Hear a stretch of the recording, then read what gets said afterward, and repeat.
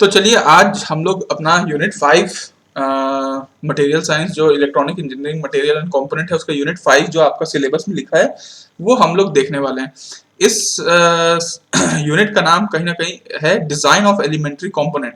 Design of elementary component शब्द से आप लोगों को कुछ चीजें ध्यान में हमेशा शब्द से मतलब चुराने की कोशिश करिएगा, आपका आधा टेक्निकल तो वैसे ही आपका क्लियर हो जाएगा, है ना। बस आपको शाब्दिक अर्थ पता होना चाहिए।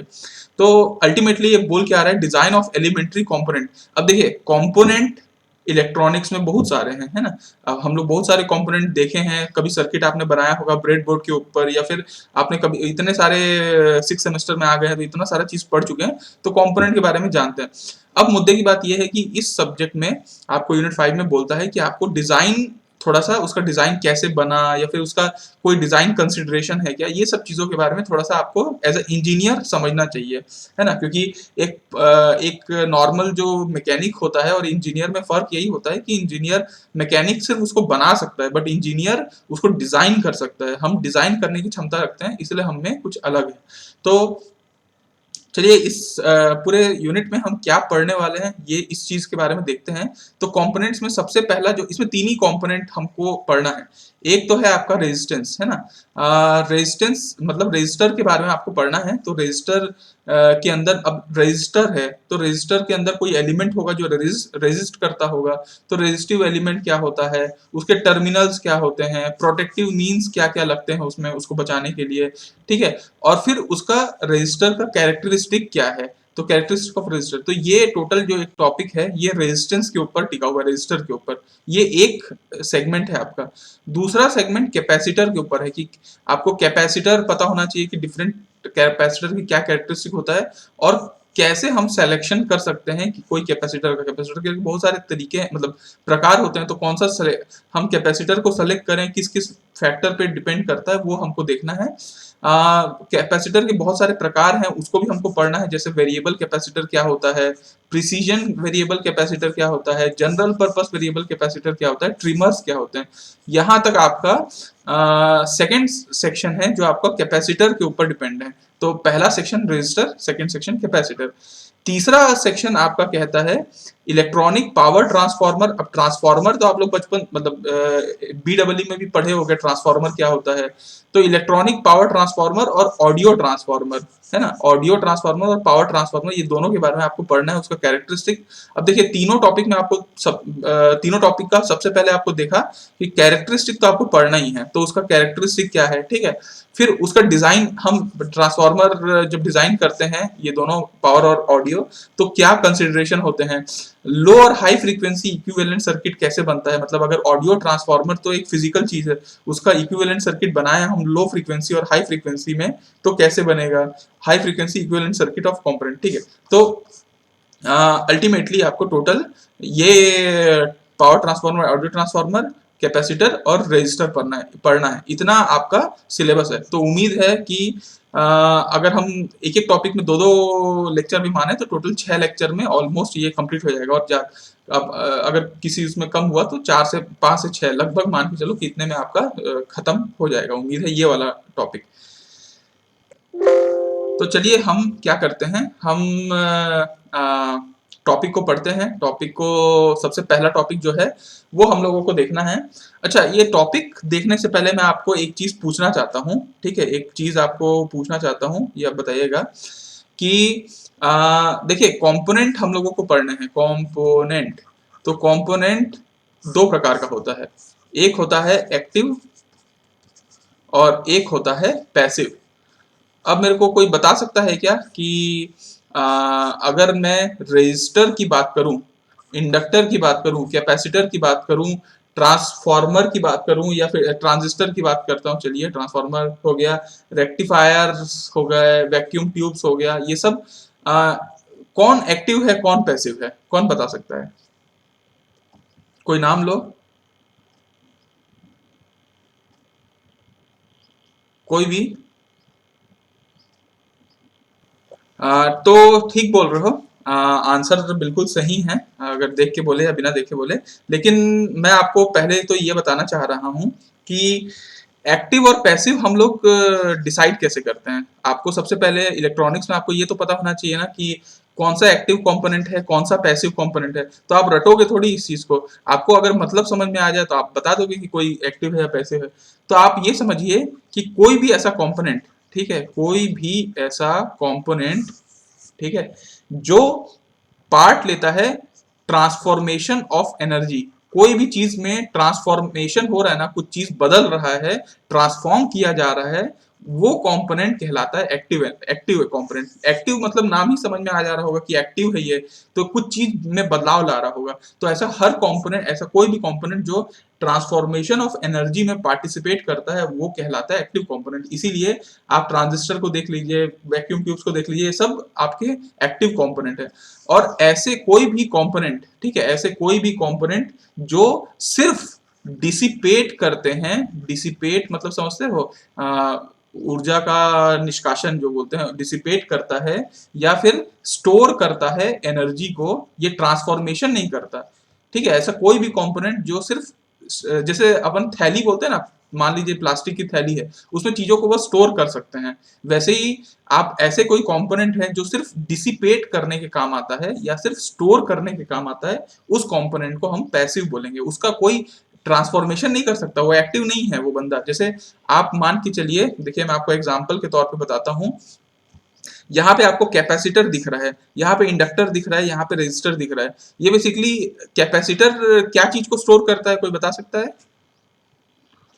Electric field. हाँ, इलेक्ट्रिक फील्ड को स्टोर करता है कैपेसिटर। इंडक्टर क्या चीज को स्टोर करता है? Magnetic field. मैग्नेटिक फील्ड को। और रेजिस्टर कुछ चीज को स्टोर करता है क्या? नो सर, हीट डिसिपेट हाँ, करता है ये सर। हीट डिसिपेट करता है बस, है ना। और बाकी ट्रांजिस्टर वगैरह तो आप जानते हैं कि ट्रांजिस्टर एम्पलीफायर भी करता है, मतलब बूस्ट कर देता है चीजों को, ठीक है। तो आप एक्टिव कंपोनेंट्स और पैसिव कंपोनेंट्स के बारे में अगर आपने हल्का जानकारी लिया होगा तो फिर आपके दिमाग में आता होगा कि चलिए हम एक आध कंपोनेंट को पढ़ते हैं। तो हम रजिस्टर के बारे में थोड़ा सा हम स्टडी करने की कोशिश करते हैं। रजिस्टर, रजिस्टर एक ऐसा एलिमेंट है जो आप जिसको बोल सकते हो कि ये एक हीट डिसिपेटिंग एलिमेंट है, ठीक है, ये एक हीट डिसिपेटिंग एलिमेंट है। और ये क्या काम के लिए सिर्फ हीट को डिसिपेट करने के लिए यूज करते हैं क्या? नहीं, इसको करंट को कंट्रोल करने के लिए इस्तेमाल किया जाता है ना। मतलब अगर सर्किट में करंट की मात्रा को कम करना है या फिर कहीं पे रोकना है, तो वहां पे हम क्या करते हैं, हाई रेजिस्टेंस, लो रेजिस्टेंस वैसे वगैरह लगाते हैं। तो सर्किट में करंट को कंट्रोल करने के लिए रेजिस्टर का इस्तेमाल किया जाता है। पहला और दूसरा बात तो आपको ये याद रखना है, ये तो आपको याद होगा ही, इसको याद नहीं रखने की जरूरत, छोड़ो। अब आप ये बोलेंगे कि सर रजिस्टर जो होता है ये अलग अलग प्रकार का होता है। जैसे रजिस्टर की अगर आप क्लासिफिकेशन देख पाएंगे तो यहाँ पे एक होता है लीनियर रजिस्टर और एक होता है नॉन लीनियर रजिस्टर, है ना, लीनियर और नॉन लीनियर। अभी लीनियर और नॉन लीनियर में अंतर, अब लीनियर का ग्राफ तो आपको मालूम ही होगा कि V और I का जो ग्राफ होता है वो अगर कुछ ऐसा बने तो वो लीनियर रजिस्टर कहलाता है, और अगर ऐसा कुछ ऐसा ना बने, ऐसा कुछ भी बने तो वो नॉन लीनियर कहलाता है। तो बेसिकली बात यह है कि रजिस्टर दो प्रकार का, लीनियर नॉन लीनियर, लीनियर के भी दो प्रकार होते हैं। एक तो या तो फिक्स्ड कर दे रेजिस्टेंस की वैल्यू, और एक तो वेरिएबल कर दे, बार बार चेंज कर दे। फिक्स्ड में बहुत सारे प्रकार होते हैं, जैसे कार्बन कंपोजिशन रजिस्टर होता है, वायर वुंड रजिस्टर होता है, थिक फिल्म, जो फिल्म अंदर रहता है वो थिक फिल्म होता है, तो थिक फिल्म होता है, और अगर पतला फिल्म है तो थिन फिल्म होता है ना। और अगर वेरिएबल रजिस्टर है तो उसमें पोटेंशियोमीटर भी होता है, रेहोस्टेट भी होता है, और ट्रिमिंग पॉट भी होता है। ये सब रेजिस्टर्स की वैल्यू को कम ज्यादा करने के लिए इस्तेमाल किए जाते हैं। नॉन लीनियर रजिस्टर में आएंगे तो नॉन लीनियर रजिस्टर में थर्मिस्टर होता है। अब थर्मिस्टर क्या करता है आपको पता होगा, थर्म मतलब होता है टेम्परेचर से रिलेटेड, है ना, और रजिस्टर तो टेम्परेचर से रिलेटेड रजिस्टर होते हैं जिसमें टेम्परेचर के कारण रेजिस्टेंस में वैल्यू चेंज वेंज होता रहता है, तो उसको अपन थर्मिस्टर कहते हैं। LDR होते हैं, लाइट डिपेंडेंट रजिस्टर। ये सारे रजिस्टर कैसे होते हैं, जो लाइट पड़ता है तो उसकी रजिस्टर की वैल्यू कम ज्यादा होती रहती है, तो वो लाइट डिपेंडेंट रजिस्टर होता है। ये वेरिस्टर होता है, ये भी एक्चुअली वेरिएबल टाइप का ही रजिस्टर होता है, इसलिए इसको वेरिएबल रजिस्टर कहते हैं, वेरिस्टर कहते हैं। और ये सरफेस माउंट रजिस्टर होता है, जो सरफेस के ऊपर में माउंट किया जाता है। तो इतने प्रकार के रजिस्टर होते हैं जो हम लोगों ने डिजाइन कर रखे हैं, हम लोगों के बना के रखे हैं, ठीक है। अब आप बोलेंगे कि सर ये जो आपने टाइप बताया ये मतलब किसके बेसिस पे होता है, मतलब ये किसके बेसिस पे आप टाइप को अलग अलग करते हैं, ये हो सकता था यहाँ आ जाए, ये हो सकता था यहाँ आ जाए, मतलब इतने प्रकार के रजिस्टर को आपने ऐसे क्लासीफाई कैसे किया। तो टाइप्स ऑफ रेजिस्टेंस की अगर अपन बात करें, टाइप्स ऑफ रेजिस्टेंस ये ना जो हमने क्लासीफाई किया है ये कुछ पैरामीटर पे डिपेंड करता है, उसी पैरामीटर को देख देख के हम लोग अलग अलग रेजिस्टेंस बनाते हैं। जैसे कि मटेरियल के बेसिस पे भी रजिस्टर अलग अलग होता है ना, अलग अलग जो रजिस्टर होते हैं वो अलग अलग मटेरियल के बने होते हैं, इसलिए भी आप रजिस्टर को मटेरियल के बेसिस पे भी अलग अलग किया जा सकता है।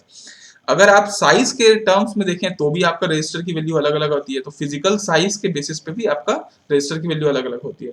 तीसरा, एप्लीकेशन पॉइंट ऑफ व्यू से भी अलग अलग होता है भाई, कोई रजिस्टर कहीं और कुछ और एप्लीकेशन के लिए इस्तेमाल होता है, कोई और, ठीक है। तो मतलब आप अगर आपका शर्ट फट गया है तो आप सुई धागा से सिलेंगे, आप तलवार से उसको सिलने तो नहीं जाएंगे ना, है ना, और युद्ध में आप सुई तो लेके नहीं जाएंगे।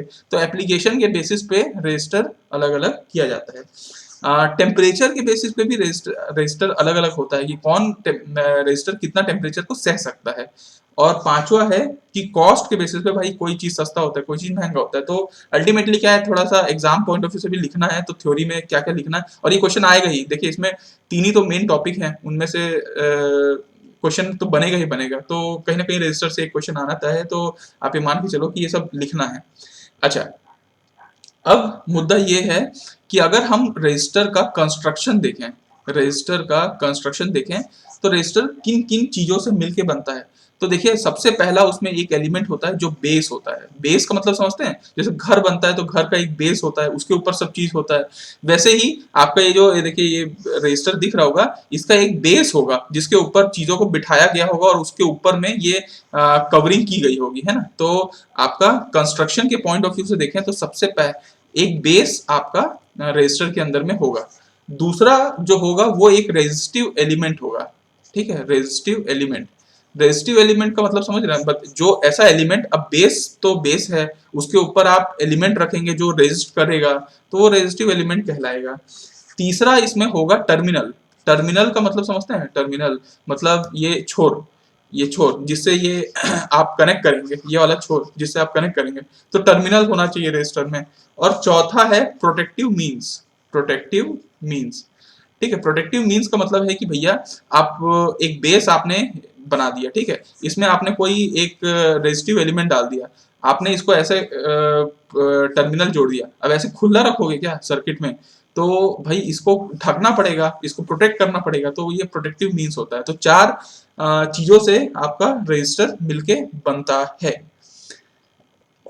तो ठीक है, अब हम आगे बढ़ते हैं और अब हम देखते हैं कि सबसे पहला एलिमेंट जो हम देखने वाले हैं वो है आपका बेस, है ना। एक एक को थोड़ा सा हम लोग डिटेल में देखते हैं तो आपका ये कंस्ट्रक्शन कंप्लीट हो जाएगा, और यही आपका मेन एक टॉपिक था रजिस्टर का, वो हम लोग अभी देखने वाले हैं।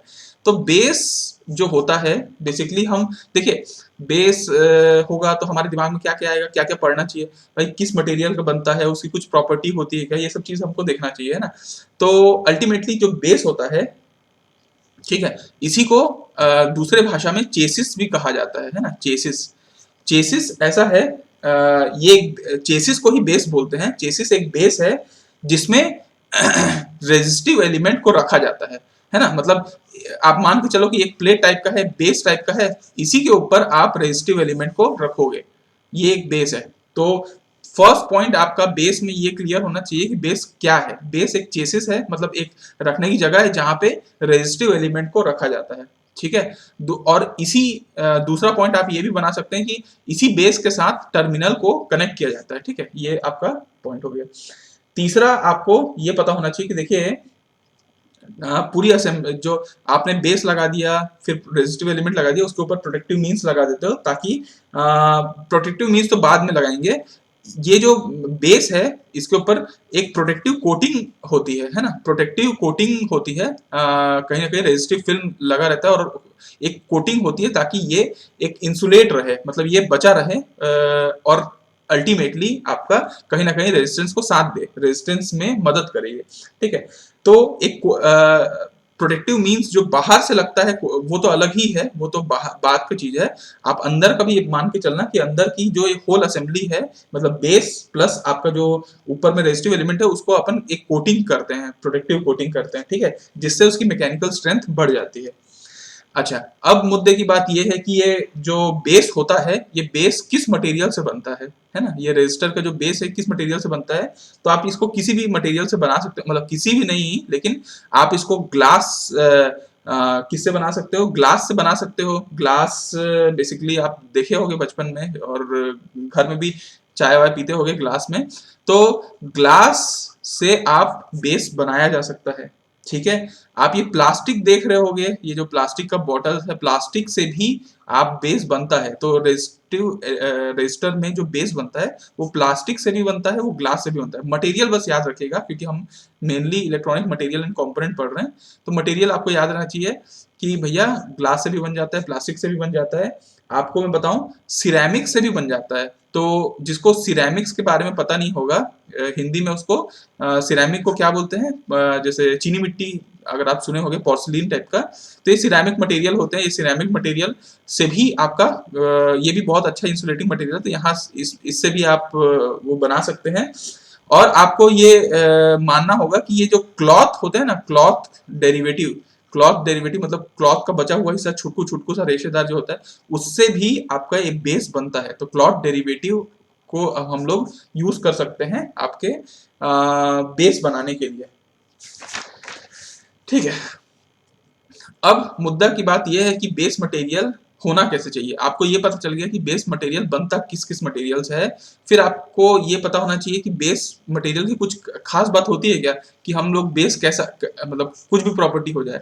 तो भैया बेस का सबसे बड़ा प्रॉपर्टी ये है कि बेस आप ऐसा चुनो जो गुड इंसुलेटर हो। भाई ऑब्वियसली बात है, हम रेजिस्टर बनाने जा रहे हैं, कंडक्टर तो बनाएंगे नहीं।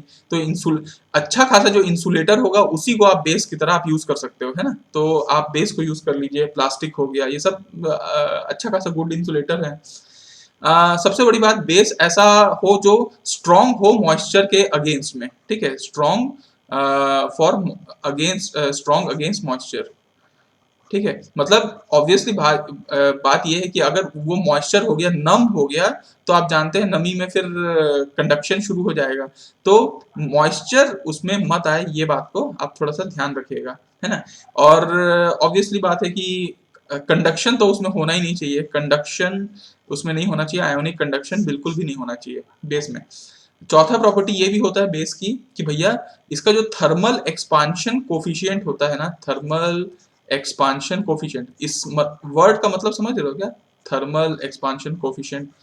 देखिए थर्मल एक्सपांशन कोफिशिएंट का मतलब ये होता है टेम्परेचर से रिलेटेड, है ना। थर्मल टेम्परेचर, एक्सपांशन मतलब फैलना, ठीक है। तो अब ये देखिए, थर्मल एक्सपांशन कोफिशिएंट आपका, ठीक है, should be of same order of resistive element, ठीक है, रेजिस्टिव एलिमेंट। मतलब आपको ये कहना चाह रहा हूं मैं कि ये जो बेस आपने बनाया है उसके ऊपर रेजिस्टिव एलिमेंट है। अब अगर टेम्परेचर बढ़ेगा तो ये, अगर इसकी फैलने की जो कोफिशिएंट है ये अलग रहेगा, और रेजिस्टिव एलिमेंट का फैलने का वो अलग रहेगा। मान लो ये थोड़ा सा फैला और ये ज्यादा फैल गया तो दिक्कतें आएंगी। इसीलिए ये एक प्रॉपर्टी है कि थर्मल एक्सपांशन कोफिशिएंट बेसिकली दोनों मटेरियल का सेम ऑर्डर का होना चाहिए, ठीक है। तो बेस आप लोगों को क्लियर हुआ क्या। आगे बढ़ते हैं हम लोग, और आगे हम लोग देखते हैं हमारा सेकंड एलिमेंट। सेकंड एलिमेंट हमारा कहता है, सेकंड आपका कंस्ट्रक्शन में हमने देखा था रेजिस्टिव एलिमेंट, और यही तो पूरा खेल है, मतलब इसी का तो पूरा रोल है आपका। भाई जो असली एलिमेंट है, जो रेजिस्ट कर रहा है, और उसके ऊपर आप टर्मिनल लगा दो, उसके नीचे बेस लगा दो, उसको कवर कर दो, वो सब आपका ताम झाम है। लेकिन असली जो है वो है आपका रेजिस्टिव एलिमेंट। ये कैसा होगा, ये कैसा होगा, और ये क्या क्या करने वाला है, इसके बारे में तो आपको सबसे पहले तो ये आपके दिमाग में आना चाहिए कि सर रेजिस्टिव एलिमेंट है तो ऐसे कौन से एलिमेंट होते हैं जिनको हम रजिस्टर के अंदर लगाते हैं। तो मैं आपको कुछ फोटो दिखाऊंगा, और कुछ फोटो के साथ आप रिलेट करने की कोशिश करिए कि आपने बचपन में कभी एल्यूमिनियम देखा होगा, लेकिन एल्यूमिनियम कंडक्टर है, इसकी बात मत करिए, ये सब मेटल है ना। एंटीमनी देखा होगा, बिस्मथ, कॉपर, आपने सिर्फ नाम सुना होगा, अभी फोटो भी देख लीजिए बढ़िया। कैडमियम, आयरन, निकल, है ना, आपका magnesium, lead, sulphur, tin, zinc, ये सब मेटल है। मेटल तो इस्तेमाल नहीं होगा, लेकिन क्या होता है कि मेटल का ना अलॉय बनाया जाता है, और ये अलॉय की कुछ कुछ प्रॉपर्टी होती है, ये अलॉय को रेजिस्टिव एलिमेंट की तरह इस्तेमाल किया जाता है। आप देखिए कुछ अभी मैं आपको अलॉय ऐसे दिखा रहा हूँ, जैसे ब्रॉन्ज है। अब ब्रॉन्ज एक दो मेटल धातुओं को मिला के बनाया जाता है, जैसे कॉपर है और टिन है, 70% कॉपर हो गया, 30% टिन हो गया, तब जाके ब्रॉन्ज बनता है। टिन सोल्डर हो गया, व्हाइट मेटल हो गया, ब्रास हो गया, आपका टाइप मेटल हो गया, स्टेनलेस स्टील, गन मेटल आपने पढ़ा होगा बचपन में, बेल मेटल पढ़ा होगा, पिग आयरन, एल्यूमिनियम हार्ड, और दुनिया भर के जर्मन सिल्वर, ये सब आप लोगों ने बचपन में पढ़ रखे हैं। ये सब होते हैं अलॉय। अब आपको मैं बता रहा हूँ कि कौन से अलॉय हम यूज करेंगे रेजिस्टिव एलिमेंट के लिए। तो चलिए आपको मैं बताता हूँ कि भैया देखिए, कुछ मेटल अलॉय हैं जो अच्छे खासे यूज होते हैं आपके रेजिस्टिव एलिमेंट के लिए। उनका नाम है, अगर आपने नाम सुना होगा तो मैं आपको बताऊंगा। निकल को अगर कॉपर के साथ अलॉय किया जाए, निकल और कॉपर को अलॉय किया जाए, तो ये बन जाता है अच्छा खासा रेजिस्टिव एलिमेंट। अगर आप निकल को, ठीक है, क्रोमियम के साथ और एल्यूमिनियम के साथ आप अलॉय बनाएंगे तो भी एक बहुत अच्छा रेजिस्टिव एलिमेंट बनता है।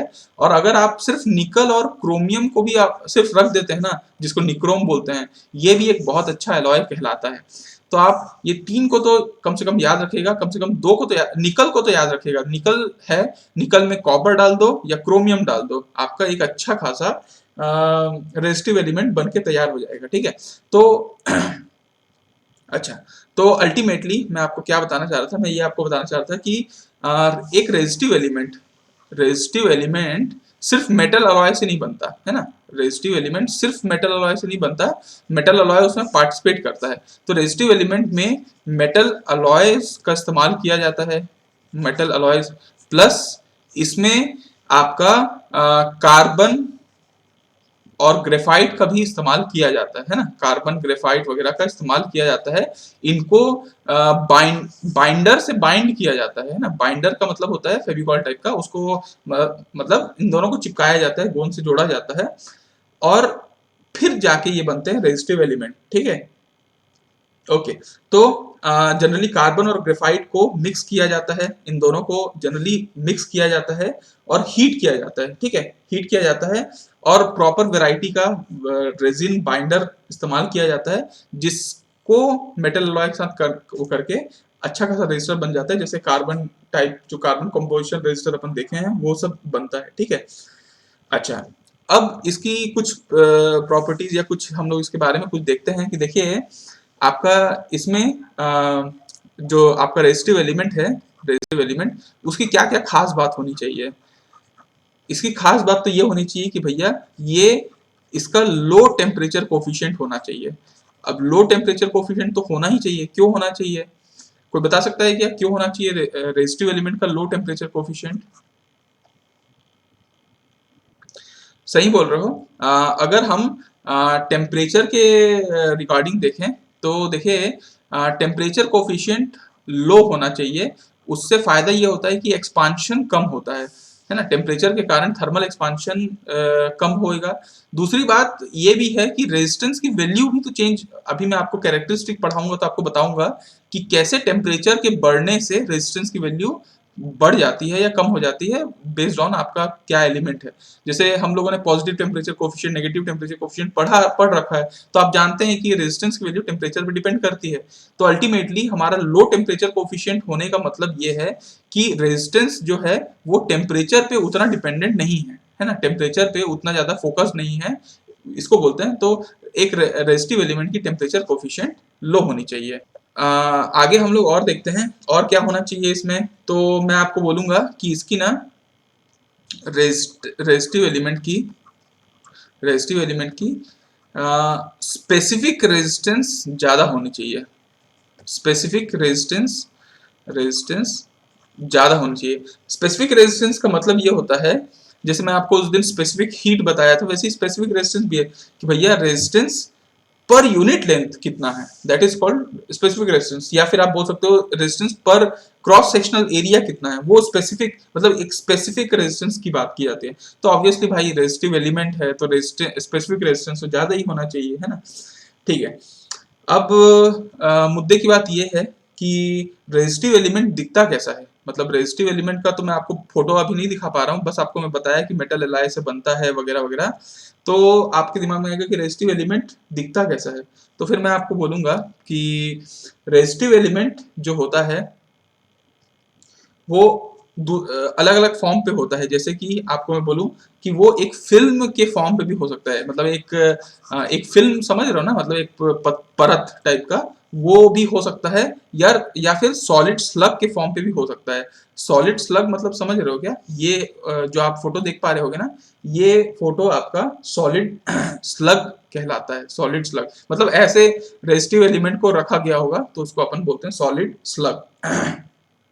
ओके, तो देखिए आपको ये समझ में आ गया होगा। ओके फाइन, तो इतना इतना सारा पोर्शन आपको कवर अप करना था रेजिस्टिव एलिमेंट में। एक बार मैं आपको हल्का सा बता देता हूँ रेजिस्टिव एलिमेंट में क्या क्या लिखना होगा। अगर आपको लिखना होगा तो रेजिस्टिव एलिमेंट बनता किससे है, तो आपको बताना है मेटल अलॉय, कार्बन, ग्रेफाइट वगैरह से इसको बाइंड किया जाता है। रेजिन बाइंडर से इसको बाइंड किया जाता है और इसको बनाया जाता है।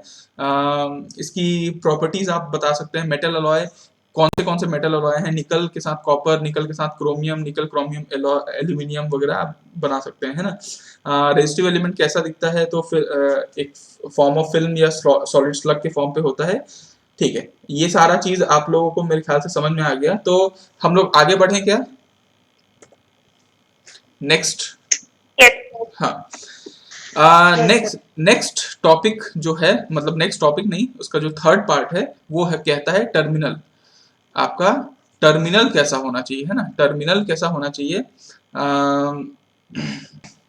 अच्छा, ये फोटो जो आप लोगों को स्क्रीन पे दिख रहा होगा, है ना, ये फोटो आप मान के चलिए कि इसी यही मटेरियल होते हैं जिससे आपको ये बनते हैं, क्या बोलते हैं, रेजिस्टिव एलिमेंट, जो मैं आपको बताया ना, निकल कॉपर। तो ये जो आपको दिख रहा है ये निकल कॉपर का ही बना हुआ है, जो आप रेजिस्टिव एलिमेंट देख पा रहे हैं। ये जो आप यहाँ पे देख पा रहे हैं ये आपका निकल क्रोमियम एल्यूमिनियम वाला है, जो हम मेटल अलॉय हम लोगों ने देखा। और ये आप जो देख रहे हैं ये निक्रोम होता है, निकल क्रोम, है ना, निकल क्रोमियम। तो जिसकी मैं बात कर रहा था वो यहीं पे है। ओके, चलिए, तो उम्मीद है हम आगे बढ़ते हैं और हम अब नेक्स्ट पोर्शन को देखते हैं। नेक्स्ट पोर्शन कहता है टर्मिनल्स का। Next portion terminal. अब टर्मिनल तो आप समझते होंगे कि भैया जो रजिस्टर है, रजिस्टर को किस पोर्शन से आपने लगा दिया वो टर्मिनल कहलाता है।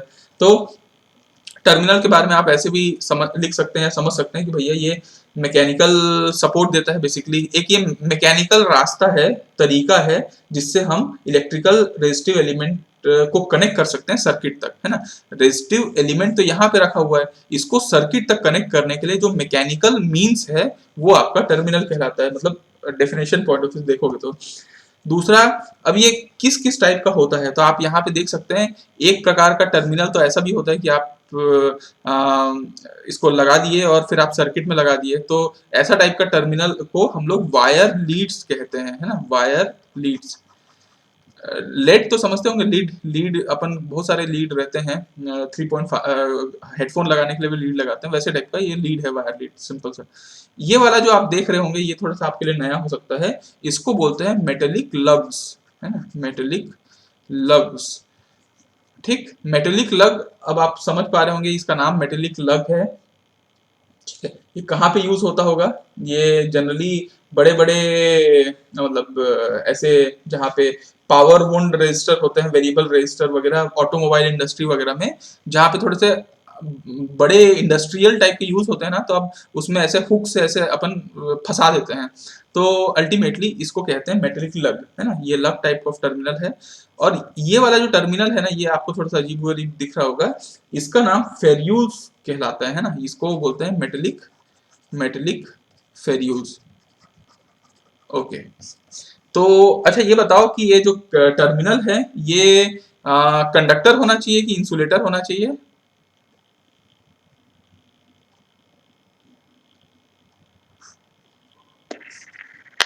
Conductor sir. ऑब्वियसली कंडक्टर होना चाहिए भाई, सर्किट को कनेक्ट कर रहे हैं तो सर्किट अंदर में तो रेजिस्टिव एलिमेंट है ना, बाकी इधर तो ये अगर कंडक्टर नहीं रहेगा तो फिर करंट अंदर कैसे घुसेगा।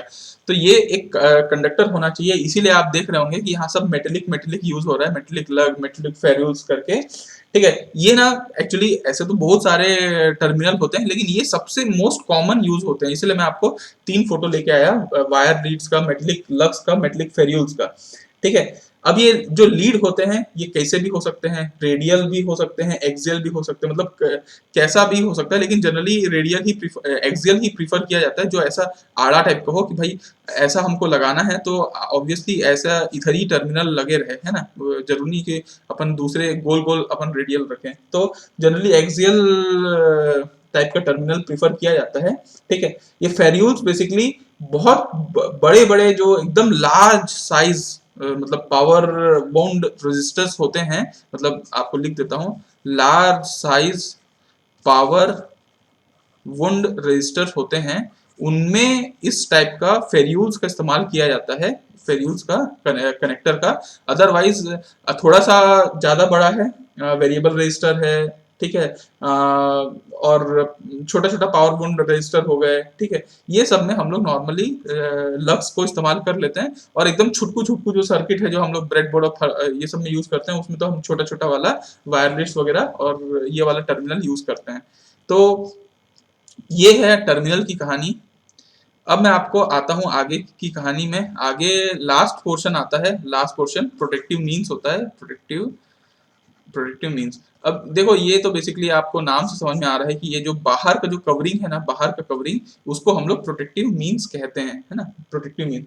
ये क्यों यूज होता है आप बता सकते हो भैया? मैकेनिकल उसको प्रोटेक्ट करने के लिए, एनवायरमेंटल प्रोटेक्ट करने के लिए। भाई एनवायरमेंट, भाई कोई भी चीज को ढक के रखेंगे तभी तो वो सेफ रहेगा, तो मैकेनिकल एनवायरमेंट वगैरह, इलेक्ट्रिकल प्रोटेक्शन करने के लिए प्रोटेक्टिव कवरिंग किया जाता है ना।